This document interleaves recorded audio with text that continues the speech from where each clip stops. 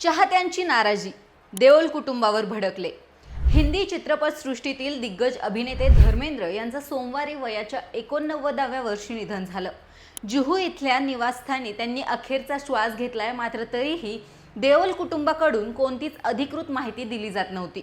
जेव्हा अचानक हेमा मालिनी, ईशा देओल यांच्या पाठोपाठ अमिताभ बच्चन, सलमान खान, आमिर खान असे सेलिब्रिटी विले पार्ले इथल्या स्मशानभूमीवर पोहोचले, तेव्हा त्यांच्या निधनाच्या वृत्तांनी अधिक जोर धरला होता। जुहू इथल्या बंगल्याबाहेर आणि स्मशानभूमीवरही कडक सुरक्षा व्यवस्था असल्याने चाहत्यांना धर्मेंद्र यांना अखेरचा निरोप देता आलेला नाही। यावरून आता काहींनी देओल कुटुंबाविरोधात संताप व्यक्त केलाय।